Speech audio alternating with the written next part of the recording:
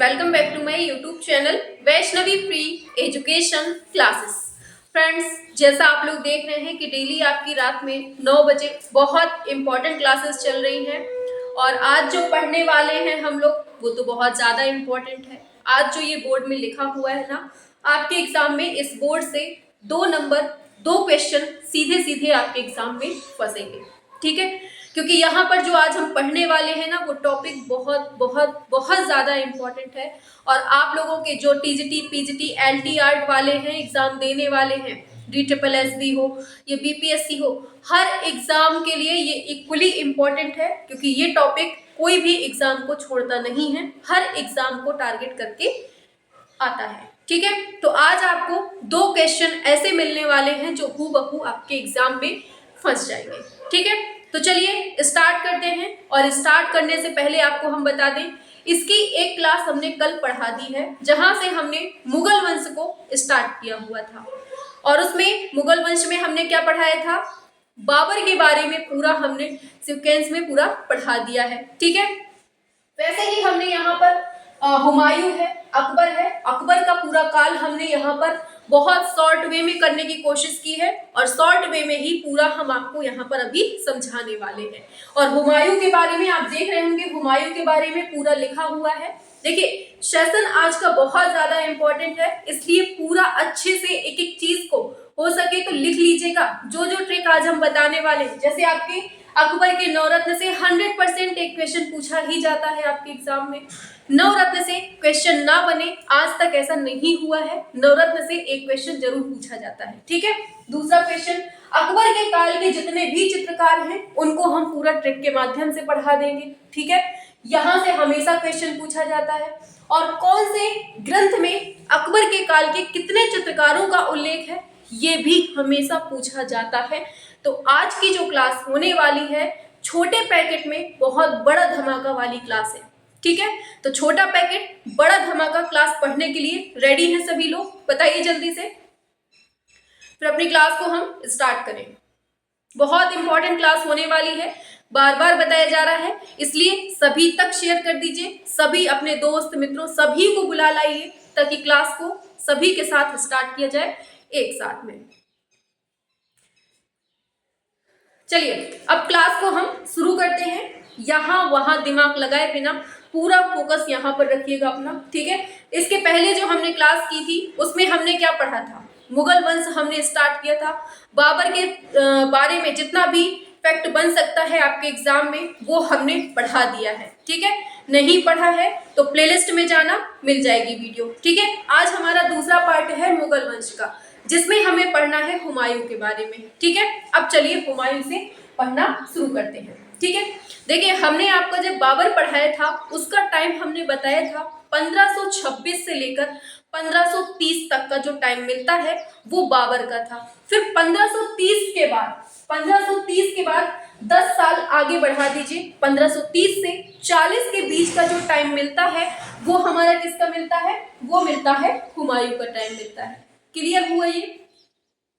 1530 से 40 के बीच में हुमायूं बैठता है, लेकिन बीच में शेर शाह सूरी आ जाता है, वो इसको ढकेल के भगा देता है, कुछ दिन के लिए बाहर रहता है, ये फिर लौट कर आ जाता है।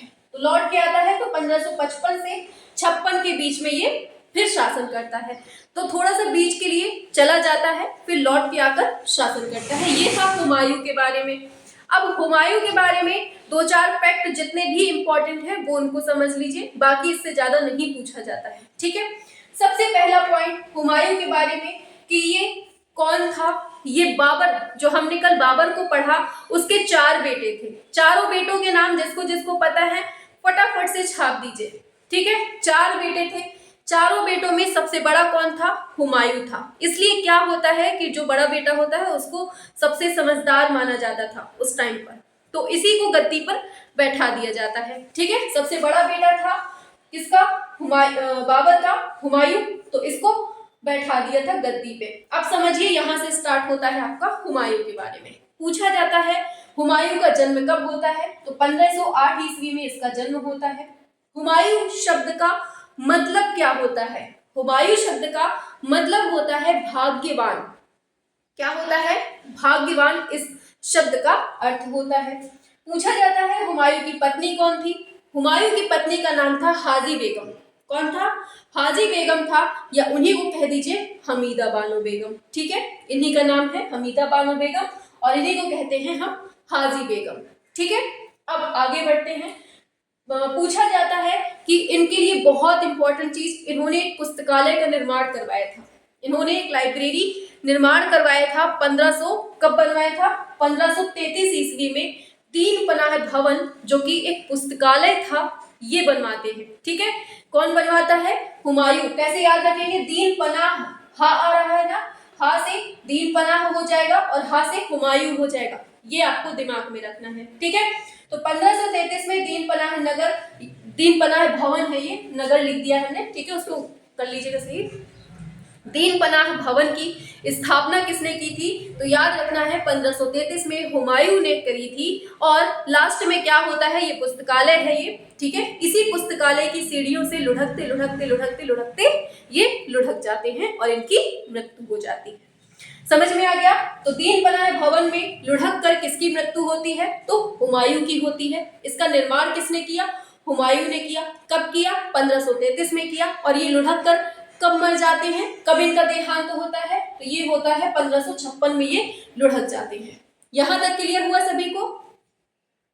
चलिए देखिए, बहुत सारी इंपॉर्टेंट चीजें आज आपको बता रहे हैं और ये क्लास जो आज की है, ये सिंगल एक क्लास आपको 2 क्वेश्चन आपके एग्जाम में देने वाली है। ठीक है, तो आपको छोड़ना नहीं है कुछ भी। आज बहुत सारी चीजें हैं जो आपको एक साथ यहाँ पढ़ाई जा रही है। लिखने में बहुत मेहनत लगी है, क्योंकि सीक्वेंस में लिखना बहुत बड़ी बात होती है और सबको बहुत सिस्टमेटिक तरीके से कि कौन सी ट्रिक आपको कैसे याद करवानी है। तो आज की क्लास में मेहनत बहुत ज़्यादा लगी हुई है और जो कंटेंट है आज का वो बहुत बहुत बहुत ज़्यादा इम्पोर्टेंट है। इसलिए थोड़ा अच्छे से दिमाग से सोचना, अच्छे से पढ़ लेना इसको। ठीक है, सभी तक शेयर भी कर दीजिएगा। चलिए आते हैं। तो दीन पनाह भवन की बात हो गई। अब बात करते हैं आत्मकथा। हुमायूं की जो आत्मकथा है वो कौन सी है? हुमायूंनामा है। देखिए, हमने कल बाबर के बारे में पढ़ा कि बाबर ने खुद से लिखी थी, इसीलिए उसको आत्मकथाओं का राजकुमार कहते हैं। उसने खुद लिखी थी। लेकिन हुमायूं बड़ा आलसी टाइप का इंसान था। उसने कहा मैं क्यों लिखूं, मेरी बहन जिंदाबाद है। इनकी बहन थी, क्या नाम था उसका? गुलबदन बेगम था। तो उसने कहा मैं तो भैया आलसी टाइप का इंसान हूं, मैं क्यों लिखूं, मेरी बहन जिंदाबाद है, मेरी बहन लिखेगी। तो इसकी आत्मकथा किसने लिखी? उसकी बहन गुलबदन बेगम ने लिखी थी। क्या नाम था क्या बोलते हैं, क्या नाम था उसकी आत्मकथा का? उसकी आत्मकथा का नाम था हुमायूंनामा। किसने लिखी? गुलबदन बेगम ने। ये कौन थी? ये इसकी बहन थी, हुमायूं की बहन थी। ठीक है, और कौन सी भाषा में लिखी है? फारसी भाषा में लिखी है। ठीक है, आगे चलते हैं। एक क्वेश्चन पूछा जाता है कि जब ये हुमायूं अपने भारत आता है, जब हुमायूं अपने भारत आता है तब वो कौन से 2 कलाकारों को अपने साथ में लेकर आता है? कौन से 2 कलाकारों को अपने साथ में लेकर आता है? तो याद रखना 1555 की बात है। देखिए 1530 से 40 के बीच में ये शासक रहता है अपने। ठीक है, शासक रहता है, लेकिन बीच में आ जाता है शेरशाह सूरी। शेरशाह सूरी मारता है इसको धक्का, कहता है भागो तुम इधर से। ये चला जाता है ईरान फारस। ठीक है, ये चला जाता है।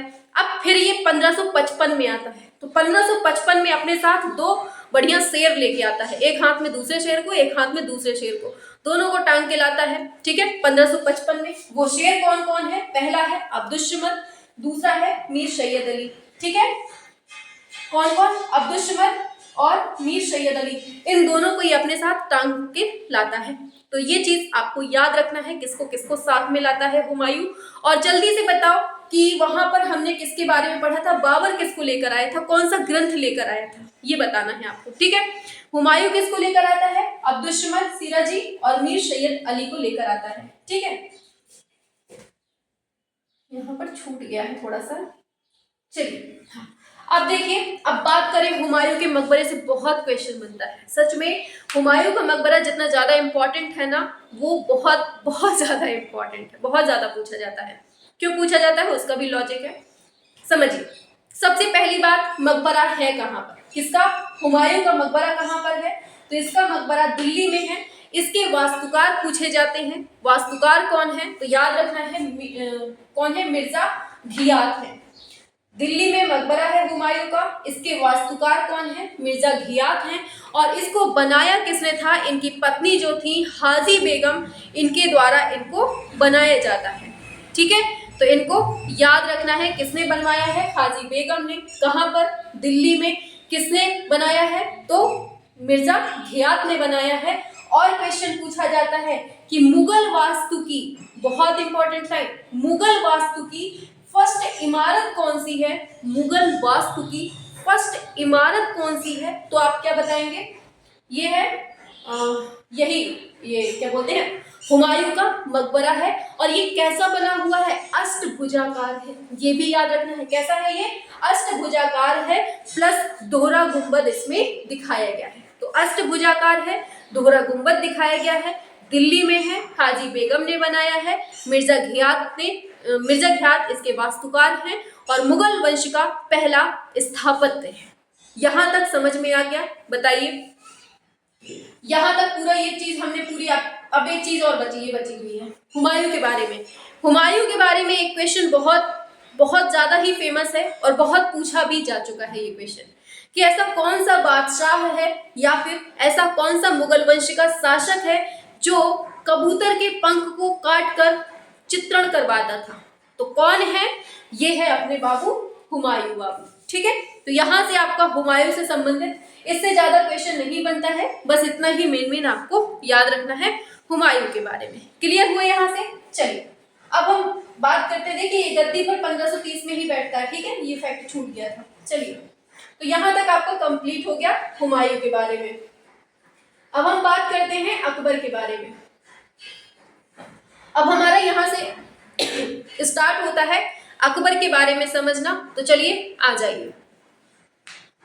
देखिए, क्लास पसंद आए ना तो एक लाइक जरूर करना है। आज हमें आप सबका रिव्यू चाहिए नीचे कमेंट बॉक्स पे कि क्लास आपको कैसी लगी, क्योंकि क्लास बहुत बहुत बहुत इंपॉर्टेंट है आपके एग्जाम में। देखिएगा, यहाँ से 2 प्रश्न पक्के हैं, लिख कर ले लीजिए। 2 प्रश्न यहाँ से पक्के हैं, क्योंकि नवरत्न से तो क्वेश्चन बनता ही है, साथ में चित्रकारों से भी बनता है। और इनको हम अभी ऐसे याद करवाने वाले हैं ना कि बिल्कुल से चुटकी बजाते याद हो जाए।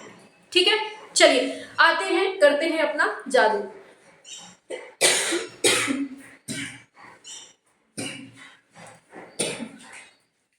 चलिए,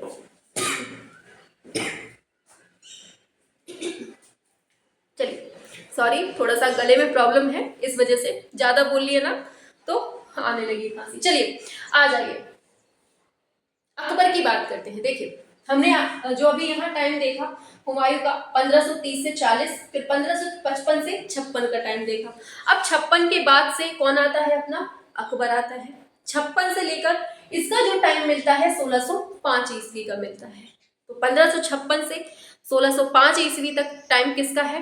अकबर का टाइम है। अब अकबर से संबंधित जितने भी फैक्ट बनते हैं उनको समझ लेते हैं। ठीक है, इनका जन्म कब होता है? 1542 ईस्वी में होता है। और ये सिंहासन पर कब बैठता है? 1556 में सिंहासन पर बैठता है। समझ में आया? आगे बढ़ते हैं। इनका मेन नाम कौन सा था? जैसे हमने बाबर का नाम देखा था, है ना, वैसे ही यहाँ अकबर का नाम है जलालुद्दीन मोहम्मद अकबर, इसको कहते हैं। ठीक है, इसकी आत्मकथा है, बहुत इंपॉर्टेंट है। इसकी आत्मकथा पूछी जाती है। रुक जाइए, आत्मकथा को बाद में देखते हैं, पहले इनका जीवन देख लीजिए। पहले हमने देखा जन्म के बारे में, 1542 में होता है। और इनके अगर हम बात करें सिंहासन पर कब बैठते हैं, तो 1556 में ये सिंहासन पर बैठते हैं। फिर पूछा जाएगा आपसे इनका मूल नाम क्या है? जलालुद्दीन अकबर है।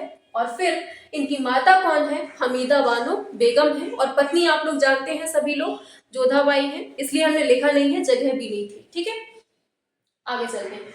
और पिता कौन थे? तो पिता भी आप लोग जानते हैं सभी। ठीक है, अब बात करते हैं आत्मकथा की। अकबर की जो आत्मकथा है वो किसने लिखी है? पूछी जाती है। क्या नाम है? आईने अकबरी है, या कह दीजिए अकबरनामा है। ठीक है, देखिए किसी ने भी अपनी आत्मकथा स्वयं नहीं लिखी है, केवल ये अभी लिखी है, आगे और लिखी है, लेकिन जो सबसे पहले लिखी है बाबर ने, तो बाबर के लिए मेनली आपको याद रखना है। ठीक है, अब यहाँ बात करते हैं हुमायूं की, उनकी बहन ने लिख दी थी। अब यहाँ पर कौन लिख रहा है? आईने अकबरी, जिसको हम अकबरनामा बोलते हैं। अकबर की आत्मकथा है, वो किसने लिखी है? वो लिखी है अबुल फजल ने फारसी भाषा में लिखी है। यहां तक समझ में आया, आईने अकबरी के लिए और अबुल फजल ने फारसी भाषा में लिखी है। दो क्वेश्चन में बहुत कंफ्यूज रहते हैं आप लोग, समझिएगा। आप लोग उस दिन भी हमसे बोले थे कि मैम ऐसा नहीं ऐसा होगा, यहाँ से समझिए, हमने आपको बताया था क्या। समझिएगा, पूछा जाता है मुगल शैली की स्थापना प्लस विकास किसके टाइम पर हुआ है। तो एक सेकेंड, यहां पर लिख लीजिए, पहले अकबर लिखिए। देखिए समझिएगा, यहां से थोड़ा सा फैक्ट को समझिएगा कैसे आप लोग कंफ्यूज होते हैं। देखिए, मुगल शैली की स्थापना प्लस विकास किसके टाइम पर हुआ है? अकबर के ही टाइम पे हुआ है, याद रखना है।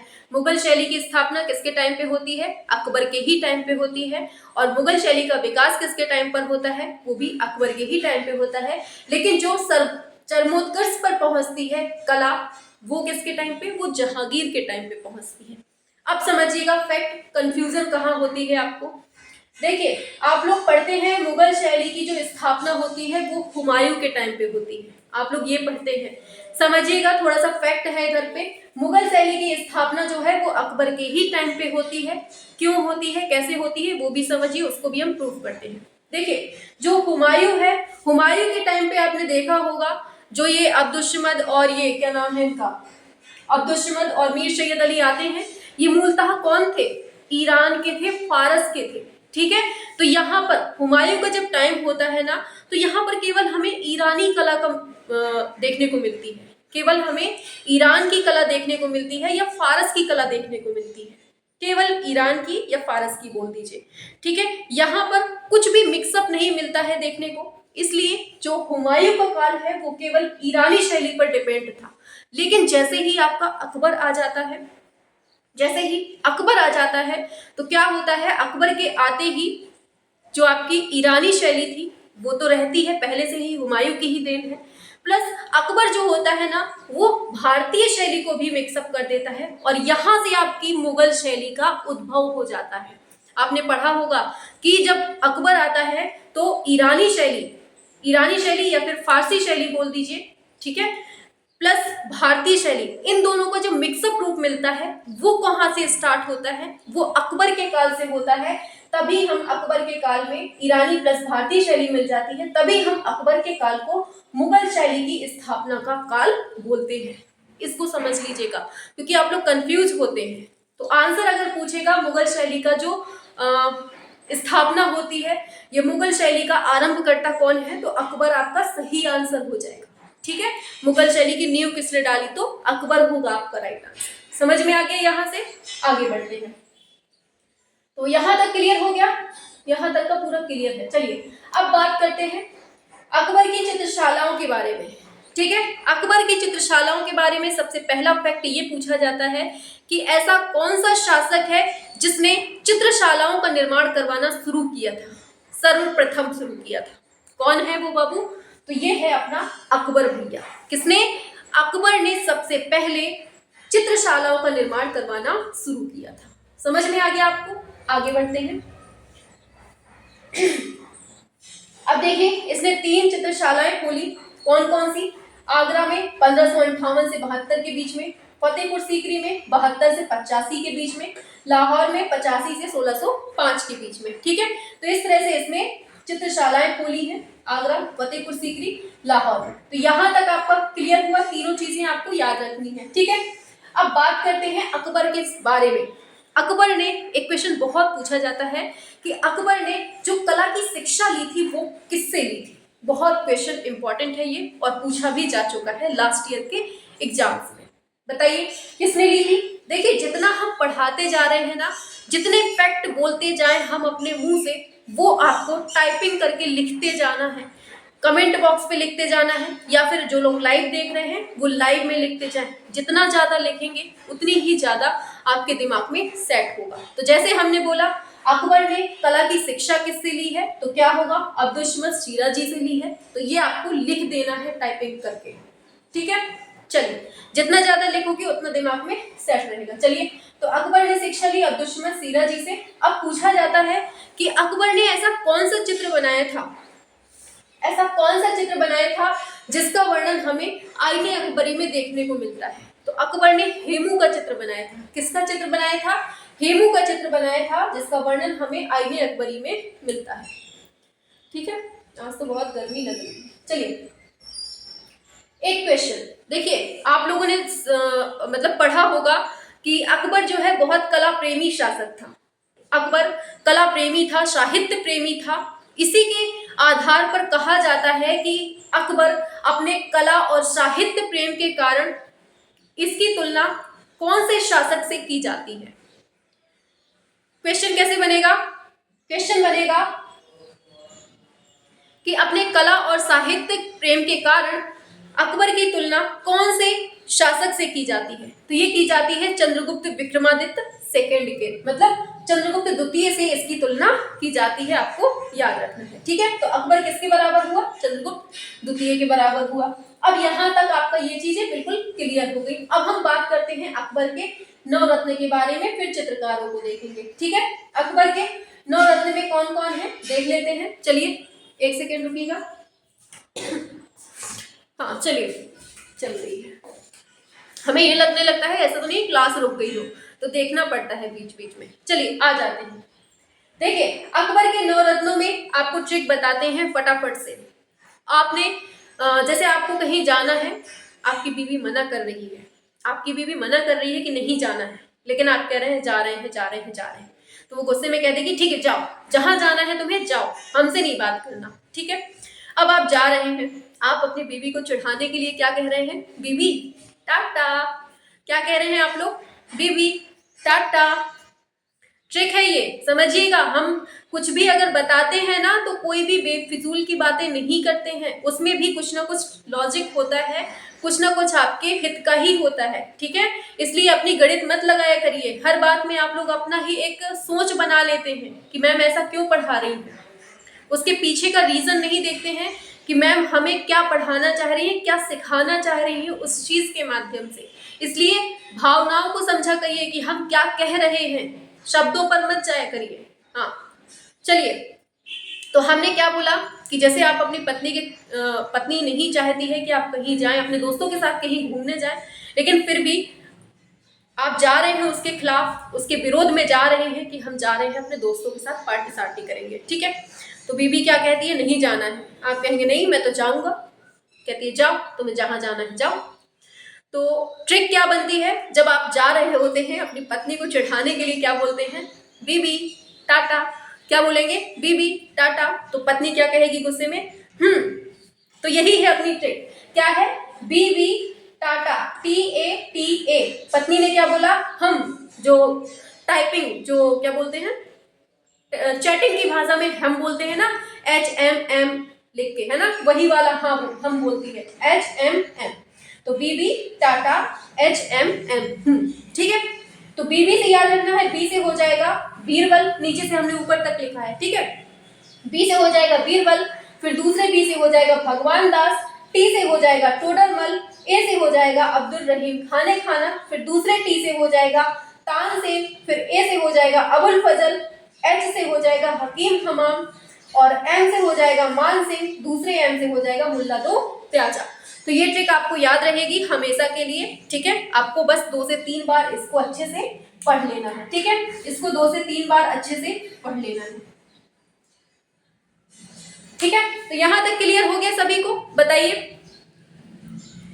चलिए देखिए, क्लास पसंद आए ना तो लास्ट में एक बार सभी के सभी का कमेंट आना चाहिए, ताकि हमें पता चल सके पढ़ाने का तरीका आपको कैसा लग रहा है। और ऐसे ही आपका पूरा धीरे धीरे करके एक एक टॉपिक करके पूरा सिलेबस कंप्लीट कर दिया जाए तो मजा आ जाएगा। बताइए आप लोग नीचे कमेंट बॉक्स पे हमें बता दीजिएगा। ठीक है, चलिए, तो हमने क्या बताया? बीबी टाटा। बीबी से क्या हुआ? पहले बी से क्या हुआ? बीरबल, दूसरे बी से भगवान दास, टी से टोडरमल, ए से अब्दुल रहीम खाने खाना, फिर टी से हो गया तानसेन, फिर ए से हो गया अबुल फजल, एच से हो गया हकीम हमाम, एम से हो गया मुल्ला दो प्याजा, दूसरे एम से हो गया मानसी। क्लियर हो गया? चले आगे, स्क्रीनशॉट ले लीजिएगा, अभी पढ़ ले पहले। ठीक है, चलो तो अकबर के 9 रत्न आपको याद हो गए होंगे। अब हम बात करते हैं अकबरकालीन चित्रकार के बारे में। चलिए देखिए, यहाँ पर आपको 2 ग्रंथ याद रखने हैं। पहले हम इन्हीं से संबंधित जो इनका अकबरनामा है उसको बताते हैं। देखिए, आईने अकबरी, आईने अकबरी क्या है? आत्मकथा है। किसकी? अकबर की है। इसी को हम अकबरनामा बोलते हैं। आईने अकबरी दे दे या फिर अकबरनामा दे दे, कंफ्यूज नहीं होंगे ना? बताइए, पहली बात आपको ये कंफ्यूज नहीं रखनी है, जो आईने अकबरी है वही अकबरनामा है। क्लियर हुआ? अब यहां से कैसे कंफ्यूज करेगा आपको समझिएगा। दे देगा अकबरनामा में कितने कलाकारों का उल्लेख मिलता है? अकबरकालीन मतलब ऐसे पूछेगा कि अकबरनामा में अकबर के समय के कितने कलाकारों का उल्लेख मिलता है। अब आप पढ़ के गए हैं आईने अकबरी के बारे में, वहां कंफ्यूज कर दिया अकबरनामा देके, तो कंफ्यूज नहीं होना है बिल्कुल भी। तो आपको याद रखना है 100 प्लस कलाकारों के बारे में, चित्रकारों के बारे में आईने अकबरी या फिर अकबरनामा में बात की गई है। और ये जो है 100 प्लस, ये सब फतेहपुर सीकरी से संबंधित है। ठीक है, याद रखना है। आगे बढ़ते हैं। अब पूछा जाएगा अकबरनामा में कितने हिंदू और कितने मुसलमानों की बात हुई है चित्रकारों की? बताइए। या दे देगा आईने अकबरी में या फिर अकबरनामा में। इन्हीं नाम से कंफ्यूज करेगा आपको। आप लोग ज्यादातर आईने अकबरी को ही ध्यान में रखते हैं, अकबरनामा दिमाग में नहीं रखते हैं, और वहां पूछता है अकबरनामा से, कंफ्यूज करता है नाम में ही घुमाकर। अभी आगे और कंफ्यूज करेगा, वहां भी हम आपकी कंफ्यूजन दूर करेंगे। ठीक है, तो आपने क्या पढ़ा? आईने अकबरी में पूछता है कितने हिंदू हैं, कितने मुसलमान हैं। तो 13 हिंदू हैं यहाँ पर, 4 मुसलमान हैं। 13 हिंदू हैं, 13 के 13 हिंदू पूरे याद होने चाहिए आपको, एक भी नहीं भूलना है। 13 के 13 याद रखने हैं। और कैसे याद होंगे? कैसे याद होंगे? हम है ना, तो क्या गम है। ठीक है, अभी हम पढ़ते हैं। ठीक है, चलिए। तो आपने पढ़ा आईने अकबरी या फिर अकबरनामा में 100 प्लस कलाकारों की बात हुई है, लेकिन कितने हिंदू हैं? 13 हिंदू हैं प्लस 4 मुसलमान हैं। ठीक है, 13 हिंदू जो हैं उनको कैसे याद रखना है? साम दाम। पहले तो दो चीजें याद रखिए, साम दाम, साम दाम, ये तो आप लोग अच्छे से याद कर लेंगे, है ना। साम दाम में पहले सा से याद कर लीजिए, सा से सावल दास हो गया, माँ से महेश हो गया। फिर दाम में दा से दसवंत हो गया, माँ से मुकुंद हो गया। साम दाम याद हुआ, सा से सावल दास हो गया, माँ से महेश हो गया, दा से दसवंत हो गया, फिर दूसरे माँ से मुकुंद हो गया। साम दाम, ये याद हो गई ट्रिक। साम दाम, साम दाम, साम दाम। हम ट्रिक को तोड़कर बता रहे हैं। ठीक है, हम ट्रिक को तोड़कर बता रहे हैं, इसलिए ध्यान से सुनना। साम दाम आपको याद हो गया, ये तो आप लोग भूलेंगे नहीं। साम दाम ये हो गया। आगे देखिएगा, साम दाम हो गया। खाल तार, खाल तार, खाल तार, 4-5 बोलिए, 4-5 बार बोलिए इस चीज को। साम दाम, साम दाम, खाल तार, खाल तार। साम दाम बोल चुके, खाल तार, खाल तार, खाल तार। चलिए, खा से देख लीजिए, खा से हो जाएगा खेमकरण, ला से हो जाएगा लाल, तार से हो गया तारानाथ, और रा से हो गया राम। तो क्या हमने देखा? खाल तार में खेमकरण, फिर ला से लाल, ता से तारानाथ और रा से राम। तो साम दाम खाल तार, साम दाम खाल तार, साम दाम खाल तार। यहां तक क्लियर हुआ? आगे बढ़ते हैं। खाल तार हो गया। अब याद रखना है हज बकाम। क्या है? हज बकाम। क्या है? हज बकाम। क्या है? हज बकाम। हा से हो जाएगा हरिवंश, जा से हो जाएगा जगन्नाथ, बा से हो जाएगा बसावन, और का से हो जाएगा केशव, माँ से माधव। तो क्या हमने देखा? साम दाम खाल तार, साम दाम खाल तार, साम दाम खाल तार, हज बकाम, हज बकाम, हज बकाम, हज बकाम, हज बकाम। कम से कम 8 से 10 बार दिन में बोल डालना। एक दिन में बोल देना, फिर दूसरे दिन भी बोल देना, 3-4 दिन बोल देना ये वाली ट्रिक को बार बार। साम दाम खाल तार, हज बकाम, हज बकाम। ठीक है, इस ट्रिक को बार बार बोल देना, 13 के 13 आपको याद हो जाएंगे। तो एक बार देख लीजिए, सावलदास, महेश, दसवंत, मुकुंद, खेमकरण, लाल, तारानाथ, राम, हरिवंश, जगन्नाथ, केशव, माधव, बसावन। समझ में आ गया यहां तक? बताइए, 13 हिंदू हो गए आपके कलाकार, 4 मुसलमान बचे हैं। अब उनकी भी ट्रिक समझ लीजिए, क्योंकि बहुत पूछा जाता है ये क्वेश्चन। आज की क्लास से दो क्वेश्चन निश्चित है, ये लिख कर ले लीजिए। आप लोग पढ़ रहे हैं तो समझ में आ रहा होगा आपको खुद, ठीक है। यहां तक क्लियर हुआ। अब देखिए चार मुसलमान कौन कौन से हैं, चार मुसलमान कौन कौन से हैं इनको भी देख लीजिए। हाँ, तो क्या है, इसकी ट्रिक भी समझ लीजिए। इसकी ट्रिक देखिए, ट्रिक में टेंशन मत लीजिए कि मैम हमें याद नहीं होगी, ट्रिक याद हो जाएंगी बाद में भूल जाएंगी, नहीं भूलेंगी, ट्रिक बिल्कुल नहीं भूलेंगी। आप ऐसे पढ़ के तो देखिए, जब एग्जाम में जाएंगे ना आपके दिमाग में ऑटोमेटिक घूमने लगेगा कि यार ये ट्रिक में हमने पढ़ा था, मतलब ये भी है, ये भी है, ये भी है, उस ट्रिक में ये नहीं आ रहा था, तो मतलब यही आपका आंसर हो जाएगा। वहां पर पूरा सब याद आ जाएगा, परेशान मत होइए, बस यहाँ पर पढ़ते जाइए, ठीक है। चलिए, चार मुसलमानों की बात करते हैं। तो इसकी ट्रिक है, मेरे अब्बू का रुख कैसा है, बिल्कुल से मीस देने वाला है। कैसा है, मेरे अब्बू का रुख मीसने वाला है, मतलब कि मीसना मतलब बिल्कुल से चुरकुट बना देना सामने वाले को, ठीक है। तो मेरे अब्बू का जो रुख है कैसा है, मीस जैसा है, ठीक है, समझ लीजिए। मेरे से याद रखना है मीर सैयद अली हो जाएगा, अब्बू से याद रखना है अब्दुल समद, रुख से याद रखना है फारूक बेग, और मीस से याद रखना है मिस्किन। तो मेरे अब्बू का रुख कैसा है, मीस देने वाला है। समझ में आ गया। मेरे से मीर सैयद अली, अब्बू से अब्दुल समद सिराजी, मेरे अब्बू का रुख, रुख से फारूक बेग और मीस से मिस्किन। चार याद हो गए आपको, बताइए इनके बारे। अभी हमने केवल ट्रिक के माध्यम से इनको बताया है कि नाम नाम बता दिए हैं कि इनके टाइम पे थे, ठीक है। फिर हम अलग से जो वीडियो लाएंगे ना एक एक करके, जैसे हमने यहाँ देखा मीर सैयद अली, तो मीर सैयद अली से संबंधित जितने भी फैक्ट बन सकते हैं उनको हम एक वीडियो में ला देंगे, तो उससे पढ़ लेना, ठीक है। फिर हम एक और वीडियो लाएंगे, अब्दुल समद के बारे में पढ़ा देंगे, उसको पढ़ लेना। अभी हमने केवल टोटल चीजें दिखाने की कोशिश की है कि ये सब जो कलाकार हैं वो किसके टाइम पे हैं, अपने अकबर भैया के टाइम पे, ठीक है। चलिए, तो हमने चार कलाकार देख लिए मुसलमान जो थे अकबर के टाइम पे, इनको देख लिया है। अब देखिए, कंफ्यूज करेगा आपको, कहां से पूछेगा, अकबरनामा में कितने हिंदू कलाकार हैं, कितने मुसलमान कलाकार हैं। अकबरनामा में कितने हैं, 13 हिंदू हैं, 4 मुसलमान हैं। फिर पूछेगा, आईने अकबरी में कितने हिंदू कलाकार हैं, कितने मुसलमान कलाकार हैं। तब क्या लगाएंगे, तब भी आपका आंसर 13 हिंदू होगा, 4 मुसलमान होगा, ठीक है। यहां तक क्लियर हुआ। अब घुमाता कहां से है, नाम में ही घुमाएगा, समझिएगा, नाम में ही घुमाएगा। पूछेगा, बाबरनामा में अकबर के काल के कितने हिंदू कलाकार बताए गए हैं और कितने मुसलमान कलाकार बताए गए हैं, बताइए। बाबरनामा में कितने बताए गए हैं, बताइए। तो उसमें 19 हिंदू कलाकार बताए गए हैं और 3 मुसलमान कलाकार बताए गए हैं। बहुत इंपॉर्टेंट है, ठीक है, याद रखना है।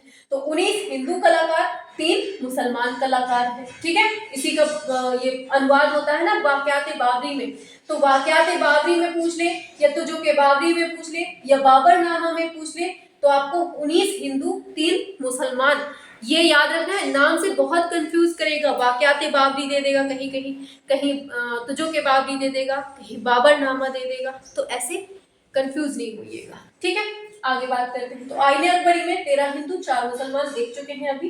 अब हमने ग्रंथ, अब बात आती है अकबर काल के ग्रंथ की। तो ग्रंथ के बारे में हमने इसके पहले वाली क्लास में पहले ही पढ़ा दिया है। ग्रंथ कौन कौन से आ जाते हैं, अभारती, भारती, ऐतिहासिक, ठीक है। तो ये आपको अच्छे से पढ़ लेना है। इस वीडियो के बाद हम इनकी वीडियो लगा देंगे, मतलब कि सीक्वेंस में आपका पूरा मुगल वंश हो जाएगा फिर, ठीक है। तो ग्रंथ में आपको अभारती, भारतीय, ऐतिहासिक, ये सब चीजें आपको अच्छे से पढ़ लेनी है, ठीक है। उम्मीद है क्लास अच्छी लगी होगी, इंपॉर्टेंट लगी होगी। अब आपको बताना है क्लास कैसी लगी, बताइए क्लास कैसी लगी है। हाँ, मजा आई क्लास में, जितना पढ़ा रहे हैं बहुत अच्छे से पढ़ लेना। और पेड बैच से भी, मतलब जैसे पेड बैच में आप लोग पढ़ते हैं, पैसे देकर पढ़ते हैं, उससे कम तो नहीं पढ़ाया है हमने, इतना तो हमें भी विश्वास है अपने ऊपर। बहुत अच्छे से समझाने की कोशिश की हुई है हर चीज को। क्लास कैसी लगी आपको ये बताइए पहले, मजा आई कि नहीं आई। और लास्ट में सभी का कमेंट आना चाहिए, कि मैम आपने जो पढ़ाया है हमें पूरा समझ में आया है कि नहीं आया है, और कमी भी अगर लगी है ना तो कमी भी बतानी है, ठीक है, क्योंकि हर सिक्के के दो पहलू होते हैं, एक पॉजिटिव भी होता है तो निगेटिव भी होता है, ठीक है। तो अगर हमें कोई कमी समझ में आई है कि कोई फैक्ट छूटा है या फिर कुछ भी, तो आप उसको नीचे कमेंट बॉक्स पे बताना जरूर, ठीक है। हाँ। वैसे समझाने की पूरी कोशिश की गई है, पूरा बहुत अच्छे से। अकबर काल के जितने भी ये सब चीजें जो बताई है ना, ये बहुत ज्यादा इंपॉर्टेंट है, एक साथ कहीं नहीं मिल पाती है ये सारी चीजें, ठीक है। तो इनको अच्छे से लिख लेना, ट्रिक जो बताई है हमने उस ट्रिक को भी लिख लेना, बहुत इंपॉर्टेंट ट्रिक है, ठीक है। और ये 13 हिंदू यहाँ से तो पूछता ही पूछता है, और 4 मुसलमान तो आपने देख ही लिए हैं। अभी तो अकबर काल है, अब जो आगे आएंगे जहांगीर और भी हैं उनको पढ़ेंगे, फिर अलग से हम एक एक करके इन कलाकारों की भी ट्रिक पूरी पढ़ा देंगे, ठीक है। स्क्रीनशॉट लेना है, ले लीजिए, स्क्रीनशॉट ले लीजिए, चलिए लीजिए स्क्रीनशॉट फटाफट से।